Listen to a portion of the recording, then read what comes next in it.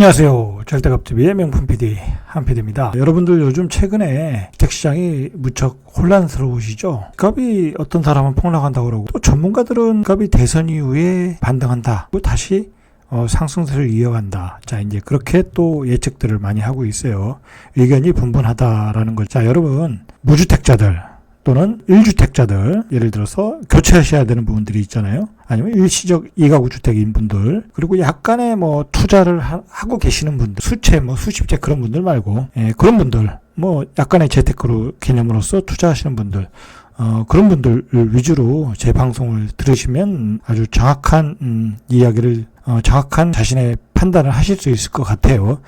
그렇게 하도록 제가 오늘 방송 내용을 한번 정리해 보겠습니다. 여러분, 너무 혼란스러워 할 게 없어요. 왜냐면, 껍데기를 보지 마시고, 이 핵심의 본질, 지금 일어나는 현상의 어떤 본질, 그리고 앞으로 주택시장에서의 어떤 본질, 그리고 어떤 가격이라는 것의 어떤 본질, 구매할 수 있는 능력이라는 것의 어떤 본질만 보시면 돼요. 그리고 최근에 이게 조금 잘못된 게 너무 이게 인터넷이 발달하다 보니까 어떤 유명한 전문가가 이야기를 하면 그것을 또 추정하는 사람들이 많아요, 사실. 많다 보면 그게 또 시장의 왜곡이 될 수 있거든요.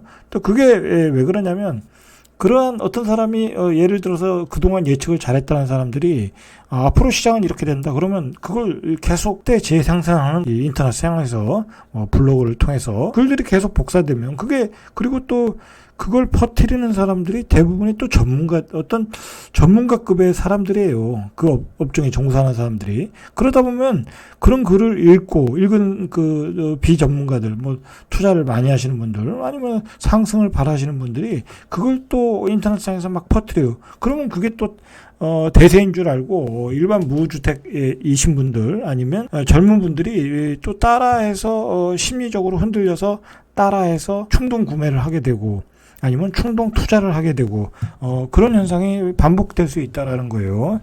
자, 이게 시장의 초반 상승의 초반기에 그렇다고 하면 그건 크게 문제가 안 돼요. 그러나 8년, 9년, 이제 10년째 가는 대세 상승의 끝자락이다. 이제는 조정에 들어갈 타임이다라는 거예요. 폭락이라는 것은 아직은 우리가 정확히 그런 징후는 보이지만 아직 폭락은 온 건 아니잖아요. 자, 그러나 분명히 이제 상승해서 조정으로 갈 타임. 여러분 그리고 이게 참 중요한 얘기를 조금 왜곡된 게 있는데 최근에 이제 많은 전문가들이 나오면서 많은 공부를 했죠. 공부를 하면서 주택시장에서 가장 중요한 것은 공급량이다라는 게 대세였어요. 그게 틀린 얘기는 아니죠. 틀린 얘기는 아닌데 그게 상승의 초반, 중반 그리고 거의 끝물까지는 맞을 수가 있어요. 그게 맞을 수가 있는데 여러분 이게 마냥 맞을 수가 없다라는 거예요. 예를 들어서 가격이 너무 많이 올랐는데 아직도 공급량이 모자라니까 더 올라가야 돼. 그것은 문제가 있어요. 시세의 논리에 안 맞는 거예요. 주식시장에서는 가격이 많이 오르면 무조건 15배, 10배 오르면 무조건 꼬꾸라지는 경우가 많잖아요. 대형주도 마찬가지잖아요.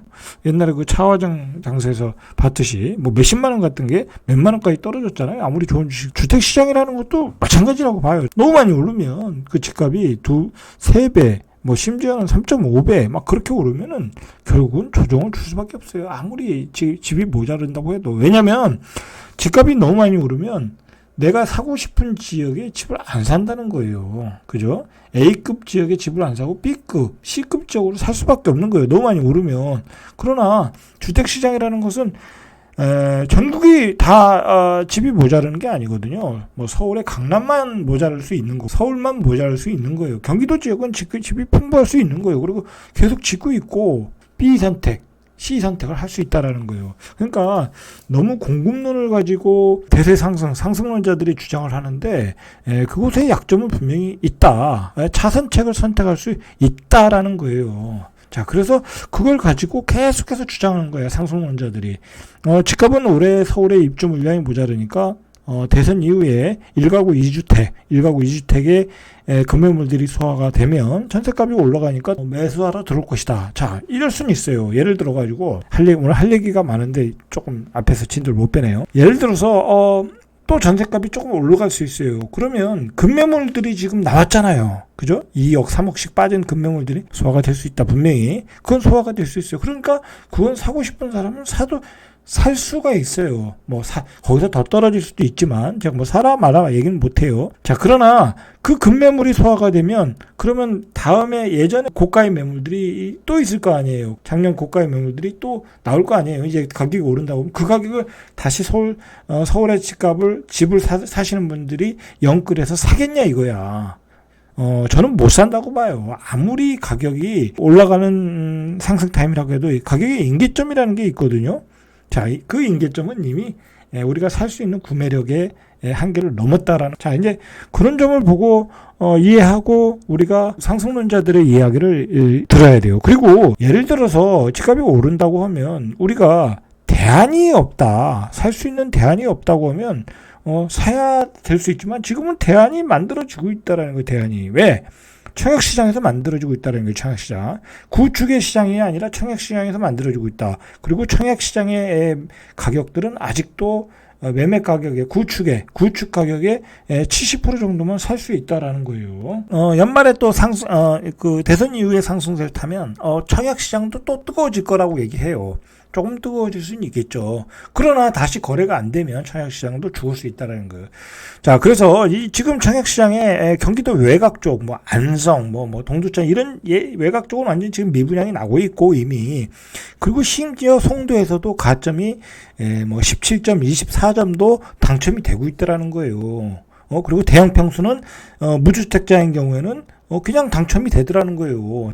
청약도 안 왔더라는 거예요. 유주택자까지 물건이 오더라는 거예요. 지금 여러분, 그런 이 상황에서 왜 구축을 예를 들어서 10억에 98 스타일을 살 수 있는데, 새 아파트를 살 수 있는데 왜 3억 14억에 구축을 살 필요가 없겠죠. 자, 그런 상황이라는 거예요. 지금 청약시장의 기회가 넓어지고 있다라는 거예요. 그렇기 때문에 지금은 우리가 대선 이후에 집값이 올라간다 그런 거에 신경 쓸 필요가 없어요. 급매물은 소화될 수 있어도 그게 계속적인 흐름을 만들어내기는 어려울 가능성이 높다라는 거예요.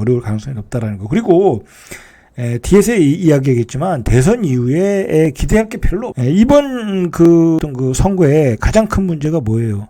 부동산 때문에 이번 좌파 정부가 크게 흔들리고 있는 거 아니에요? 그런 상황에서 집값이 다시 요동치는 것은 좌파든 우파든 그것을 놔두지 않는다라는 거야.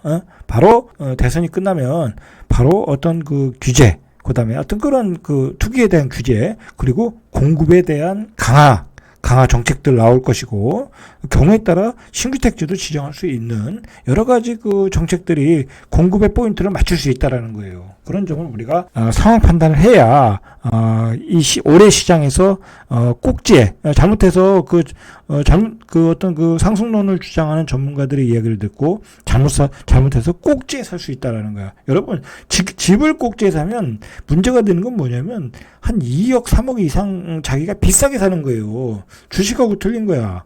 자, 그러니까 2억 3억이면 여러분 그거 갚으려면은 몇십 년을 일해야 돼요.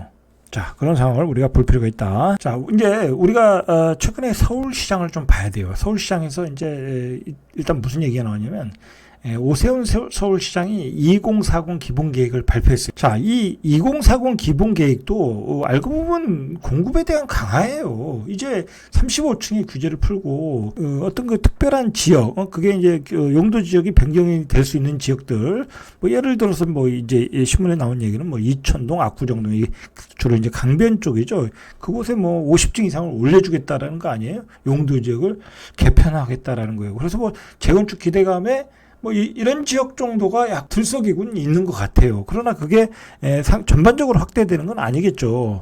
이미 이런 것도 다 예상을 했으니까. 자, 이런 걸 가지고 또 서울시장이 움직일 수 있다라는 거예요. 자, 이것은 소위 말해서 A급 지역, 강남 A급 지역, 아니면 그 강변의 A급 지역. 자, 그런 지역에서의 움직임이에요. 이게 전반적으로 마용성, 서울 전반적으로 확산되겠냐. 그러기는. 자, 그리고 이런 기본 계획 자체가 다 공급이에요, 사실은. 자, 35층 짓는 거를 60층, 50층을 짓는다는 건 2배로 공급이 늘어나는 거잖아요. 점으로 그런 곳에 포인트를 맞춰가지고 봐야 된다. 이런 재건축 등 기본 계획 발표도. 자, 잠깐만 이 기본 계획 중에 재밌는 개념이 있더라고요. 자, 이 비욘드 조이닝이라는 게 있는데, 자, 이게 뭐냐면 도시를 주거와 공업, 상업, 녹지 등으로 구분하는 현행 용도 지역 대신 자율성, 유형성을 강조한, 뭐 그러니까 이게 뭐냐면 이렇게 구분하지 않고 어떤 그 융합을 해서 어떤 그 주거지를 만들겠다라는 거거든요. 자, 그래서 이 지역별로 단일한 기능을 부여하는 대신 어떤 도보 30분 내에 주거와 일자리 여가.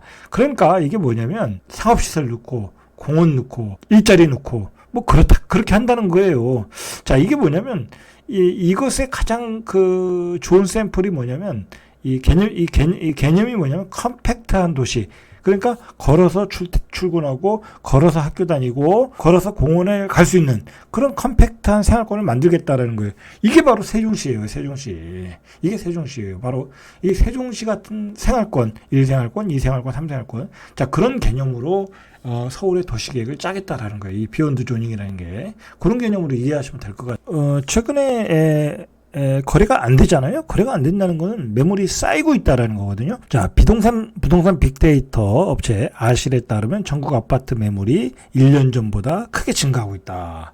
자, 가장 많이 늘어난 곳은 전라남도. 자, 전라남도는 이제 거래가 잘 안 돼요, 여기는 요즘. 자, 1년 전 3,404건 매물이 있던 것이 5,893건, 73%. 자, 이제 여기 투자자들이 많이 들어갔겠죠? 자, 그런 매물들이 이제 쌓여가고 있는 거예요. 거래가 안 되니까. 종부세도 내야 되고, 부담도 되고. 자, 요즘 하락하고 있는 대구, 대전, 경기도, 그리고 세종. 자, 그런 곳에 매물이 쌓이고 있다. 대구 55.5%가 쌓이고 있고, 대전 53.4%가 쌓이고 있고, 자, 경기도도 다주택자들이 많이 들어갔잖아요. 44%가 쌓이고 있다. 자, 서울도 1년 전 매물보다 18% 정도가 쌓이고 있다. 이렇게 매물이 증가하고 있다라는 거예요. 구축의 매물이. 자, 무주택자들이나 아니면 교체 매매 하시라고 하는 구축을 안 산다고 하면 어떻게 되겠어요? 자, 거래가 안 되겠죠. 그리고 청약시장의 기회가 넓어지고 있으면 어떻게 되겠어요? 청약시장으로 가겠죠. 자, 그러니까 지금은 청약시장의 기회가 넓어지고 있기 때문에 신축으로의 쏠림 현상이 뚜렷해지고 있다. 당연히 구축의 매물이 쌓이고 있다라는 거예요. 자, 이게 팩트라는 거예요. 팩트. 자, 그런데 상승론자들은 이 매물이 다 소화될 것이라고 얘기하잖아요. 자, 그렇지 않다. 급매물만 소화된다. 급매물만 소화가 되고 있고 앞으로 거래가 돼도 급매물만 소화가 되는 거예요. 자, 고가의 가격들이 계속해서 거래가 돼서 다시 상승을 할 수 있겠냐라는 거예요. 자, 그러기에는 가격이 자, 이렇게 매물이 쌓이면 가격이 하락하더라는 거예요. 가격이 하락하더라. 자, 1년 사이에 매물이 이 두 번째, 세 번째로 크게 늘어난 대구와 대전의 경우 15주, 8주 연속 아파트값이 하락하고 있다.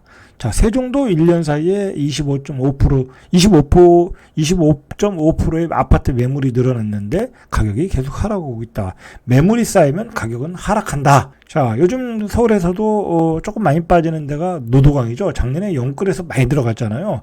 자, 이 지역도 1년 전 1066건의 아파트 매물에서 1705건, 59.9%, 한 60%의 매물이 늘어났죠. 자, 여기 늘어나니까 급매물들이 나오고 있다죠.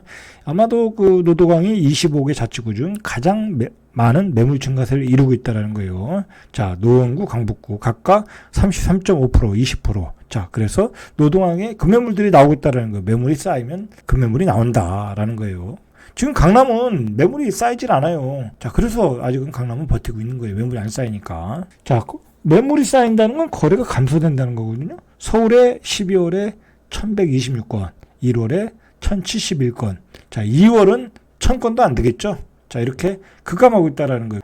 거래량이 감소하면 매물이 쌓이고, 매물이 쌓이면 가격이 떨어진다. 자, 이게 시장에서 현실에서 배지는 거고, 실제로 실거래 가격이 나오는 것은 하락하고 있다라는 거예요. 실거래 가격은. 크게 하락하고 있다. 실거래 가격은. 자, 이게 구매력 지수도 지금 최저라고 그래요. 그 구매력 지수를 HAI로 표기하는데, 자, 이게 뭐냐면 중간 정도의 소득가구가 금융기관의 대출을 받아서 중간 가격대의 주택을 구입한다고 가정할 때 대출 원리금 상환에 필요한 금액을 부담할 능력을 구매력 지수라고 해요. 그래서 이 구매력 지수가 100보다 크면 중위소득 가구가 중위주택을 큰 무리 없이 살 수 있다고 그래요. 100보다 크면, 구매력 지수가 높아지면.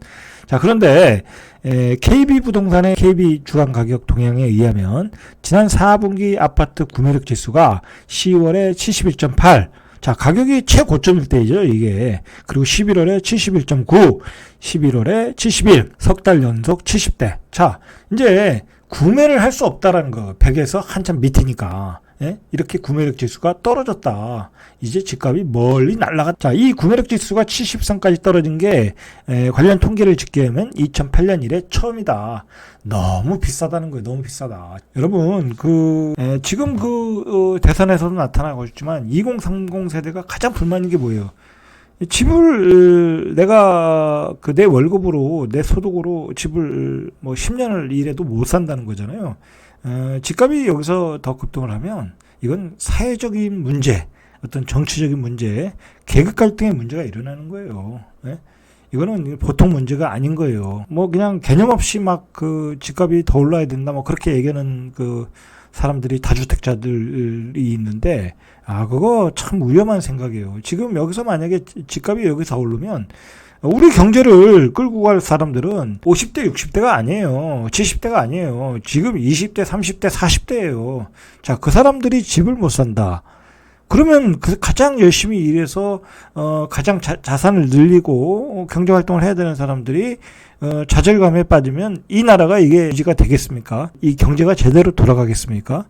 그만큼 이 집값은 굉장히 위험한 수위에 왔다는 걸 좀 인식을 할 필요가 있어요. 자, 그런 점에서 앞으로 대통령이 되시는 분들은 집을 어떻게 저렴하게 안정되게 가격을 유지할 것인가, 자, 그것에 집중을 해야 돼요. 지나치게 정치 이념에 빠져가지고 좌파들이 그랬잖아요. 이게 좌파 프레임, 정치 프레임, 이 이념 프레임으로 보는 바람에 집값의 가격이 왜곡된 건 사실이에요. 이 유통시장에서 거래가 안 되다 보니까, 매물이 없다 보니까 가격이 올라간 거 아니에요? 중과세 그냥 빵빵 때려버려가지고 집도 못 팔게 하고, 자, 그런 점들 문제가 있었어요, 분명히. 자, 어쨌든 얘기를 계속하면 지금 신문에 나오기를 경기도 당촌 커트라인이 28점이다. 이게 어디냐면 이게 송도 얘기예요. 2인 가구, 그러니까 한 4인 가구, 자녀 2 가구, 그러면 웬만하면 28점은 맞을 수 있을 것 같아요. 이 정도만 2년, 3, 4년 뭐 넣고 하면. 자, 그러면 이제 28점도 맞을 수 있다고 하면 뭐 굳이 우리가 청약시장에서 새로운 주택을 사면 되는 거예요. 그리고 앞으로는 옛날 주택과 새로운 신규 주택 차이가 어마어마해요. 이제 스마트 아파트 시대이기 때문에 가능한 한, 이제 우리가 또 전기차 시대, 자율주행 자동차 시대에 살기 때문에 가능한 한 새 아파트에 살아야 되거든요. 그러니까 구축을 사지 말고 청약시장으로 눈을 돌려라. 제가 항상 얘기하는 거예요. 앞으로는. 저도 마찬가지예요. 저도 살고 있는 집 팔고 신축으로 갈아탈 계획이에요. 수도권 당첨 커트라인이 이렇게 낮아졌다. 자, 인천의 경우 올해 분양한 아파트 84예요. 그것도 커트라인이 24점이다.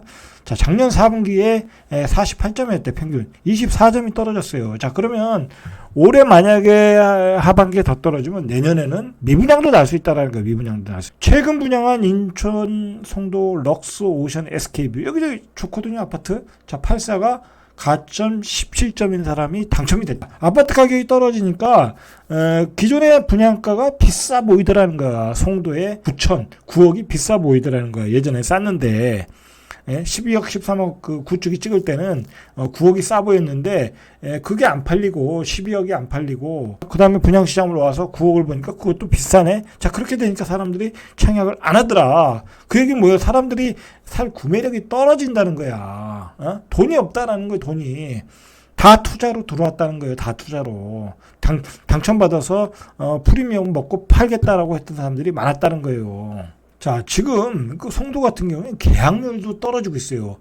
더샵 송도 아크베이 여기도 좋거든요. 47대 1을 기록했어요. 근데 계약을 진행한 결과 계약률이 80%, 20%가 미분양이 났다라는 거예요. 미분양이. 20%가 예비 당첨자로 넘어갔다는 거예요. 예비 당첨자로 또 계약이 안 돼서 줍줍으로 또 나오고 있다. 송도 중대형은 0점이 나오고 있대. 0점. 그러니까 이게 뭐야? 가점제로 안 됐다는 거야. 무주택자가 안 됐다라는 거예요. 무주택자는 아무도 청약을 안 했다는 거야. 중대형은. 그러니까 유주택자들 교체 매매하실 분들은 넣으면 당첨이 된다는. 자, 송도가 그러면 다른 지역은 오직 하겠냐 이거예요. 다른 지역은. 그러니까 경기도 외곽은 이제 미분양 나는 거예요. 외곽 쪽은. 예? 웬만하면 다 미분양 나는 거고, 좀 좋은 지역은 이제 유주택자, 교체 매매하시는 분들한테도 기회가 오고, 가점이 낮은 분들에도 웬만하면 기회가 다 온다라는 거예요, 지금. 그 청약시장에서 이런 상황이 벌어지고 있는데, 그것도 가장 인기가 있었던 경기도에서, 송도에서, 이런 상황에서, 집값이 상승을 한다. 라고 주장을 하면서, 그게 사실 맞는 얘기가 아니잖아요. 그죠? 제가 생각하기에는, 그렇게 상승론을 주장하는 사람들은 마치 그 무주택자들이 꼭지의 집을 사라고 어떤 꼬시는 것 같은 느낌이 들어요. 제가 보기엔. 물론 이제 그 사람들이 얘기하는 건 금매를 사라는 얘기겠죠. 금매를. 자, 그러나 금매를 사면 뭐 말이 그거잖아요. 그러면 다음에 호가는 뭐예요? 자, 전 고점에 호가들이 나올 거 아니에요. 그러면 그 가격에 또 시장이 흔들려서 시장이 또 뜨거워질 수도 있잖아요. 예를 들어 그 어떤 심리가 흔들리다 보면 그러면 그게 꼭지에 사게 된다는 거예요. 자, 그런 점을 조심하고 철저하게 무주택자들 교체 매매하시는 분들 청약 시장에 눈을 돌려야 돼요. 지금은 그럴 타임이다. 자, 이 청약 경쟁률이 차갑게 식고 있는데 얼마 전에 분양한 거예요. 이게 송도 힐스테이트 레이크. 자, 여기 이 1순위 경쟁률이 4.6대 1 정도. 청약 가점이 당첨 가점이 18에서 35점이에요. 자, 이전보다 20에서 30점 낮아졌다는 거예요. 이거 저번 주 분양한 게 이거 3단지인가요? 3단지가 바로 44대 1 정도, 45대 1 정도 했어요. 20년 10월에 분양했던 게. 그게 지금 4.6대 1. 자, 10분의 1로 아주 팍 줄어들었다라는 거예요. 가점은 반토막 나고. 이렇게 청약시장이 변하고 있다라는 거예요. 자, 이제 이런 그 미분양의 증가는 이제 지방의 경우에, 대도시의 경우에도, 그러니까 광역도시에서도 입지가 떨어지는 지역에서 나오고 있고요. 대전 같은 경우도 그 선화동의 주상복합인가요?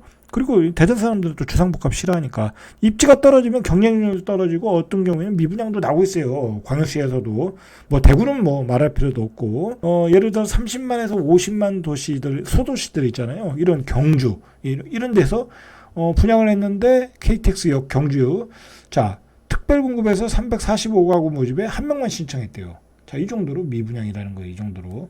자, 경주. 그 밖에 어떤 지방들, 조그만 지방들에서 그 미분양이 나오고 있어요. 포항 같은 경우에. 자, 그러니까 전체적으로 이제 미분양이 늘어나고 있다라는 거예요. 자, 그러니까 당연히 이제 줍줍도 나오겠죠. 예, 줍줍이 나오고 있어요. 지금 경기도 외곽, 오산, 그런 안성 그런 지역에서도 줍줍이 나오고 있다. 뭐 오산, 안성이 어떤 지역이에요? 안성, 오산 같은 경우에는 상승률 1위였잖아요. 2020년 상승률 1위였어요. 자, 그런 지역에서도 줍줍이 나오고 있다라는 거예요. 지금 시장이 그렇게 돌아가고 있다라는 거예요. 입지가 떨어지고 도시 외곽 경기도에서 미분양이 나오고 있고 청약 가점이 반토막 났다. 또 그 대세 상승을 주장하시는 분들이 이런 내용을 가지고 주장하는 거예요. 입주 물량이 모자라다, 금리가 문제가 되지 않다, 유통 물량이 없다, 강남은 아직 강세다, 전세가 상승이 매매 가격 상승으로 이어지고. 입주 물량이 서울은 모자르죠. 자, 그러나 서울이 모자르면 경기도로 갈 수 있겠죠. 자, 이런 것도 문제가 되지 않아요. 자, 금리가 문제가 되지 않는다, 이것도 새빨간 거짓말이다. 가격이 금리가 2배가 올랐는데 가격이 예전에 3억일 때가 아니라 지금은 7, 8억이잖아요. 자, 근데 어떻게 금리가 문제가 안 되겠어요? 구매 빚을 갚을 능력이 3억일 때 3%에 샀는데 8억일 때 5%에 사라. 그러면 어떻게 되겠어요? 살 수 있겠어요? 그건 못 사는 거예요. 유통 물량이 없다? 유통 물량은 지금은 없어요. 그러나 지금 대선 후보들이 계속 이야기하잖아요. 그 중과세 폐지, 중과세 유예죠. 2년 중과세 유예. 그것은 이재명 후보가 되든 윤석열 후보가 되든 그것은 거의 할 가능성이 많아요. 시장의 유통 물량은 늘어나게 돼 있어요. 그리고 청약 시장이 또 계속 청약 시장이 지금 계획되어 있잖아요. 사전 청약 계속 나오고 있잖아요. 그렇지 않습니까? 자, 그리고 강남이 아직 강세다. 여러분, 이제 강남은 예전에 강남이 오르면 마영성이 오르고 서울의 역세권이 오르고 그랬는데 이제 그런 연결고리가 이어지질 않아요. 이제 강남은 뭐랄까 따로는 시장이 됐다. 아마도 마지막에 가장 마지막에 떨어질 시장은 강남이라고 개인적으로 보는데 지금은 마지막으로 상승의 열기, 강보합을 유지하고 있는 것뿐이지 그게 연결고리가 돼서 전체 시장을 흔들어 버릴 수는 없는 상황이다. 지금은 그런 상황이 아니라는 거예요. 시장의 초기 중기. 자, 전세 가격 상승이 매매 가격 상승으로 이어진다. 자, 여러분, 전세자금 대출도 뭐가 돼야 전세를 살 수 있는 거예요. 지금 어떻게 되겠어요? 전세를 반전세로 살고 있잖아요. 반전세로. 전세 대출이 그렇게 나오질 않아요, 이제. 그렇게 나오지 않고, 그리고 받지를 못해요. 이자가 많이 나오기 때문에. 그러니까 월세, 전세로 사는 거 아니겠습니까? 자, 그리고 전세 가격이 비싸면 경기도로 나가게끔 돼 있어요. 자, 무주택자는 사라고 얘기해요. 어떤 그 전문가들은. 자, 무주택자가 왜 사야 돼요? 구축을. 살 필요가 없죠. 분양받아야죠. 분양가가 훨씬 싼데, 금매보다도 더 싼데. 자, 그러니까 무주택자는 금매물을 사라. 그것도 말이 안 되는 소리예요. 대세상승을 이야기하는 전문가들이 이야기하는 것은 2023년, 2022년만 놓고 보는 거야. 2023년, 4년 이후를 봐야죠. 그죠? 2023년, 23년 이후. 자, 사전 청약 물량 증가할 것이고 본 청약 물량도 증가할 거고 3기 신도시에 대한 본 청약 물량도 이제 시작할 것이고 그리고 어찌됐든 지난 정부가 문제가 뭐냐면 이 규제를 강화해서 어떤 시장을 왜곡했잖아요. 그래서 구조적 폭동장을 만들었잖아요. 자, 그러니까 규제는 분명히 완화될 거라는 거예요. 그리고 이제 공급 대책이라는 걸 해야 된다라는 걸 이제 정치권에서 너무나 잘 알고 있어요. 이제 공급 대책이 계속해서 나올 것이다. 그런 시장이고, 그리고 2030년도로 가면 이제 인구 감소가 이제 피부로 느껴지는 시대가 오거든요. 자, 결국은 외곽부터 집값은 떨어지고, 회복이 안 된다. 그런 어떤 심리가 시장에 퍼질 가능성이 높아요.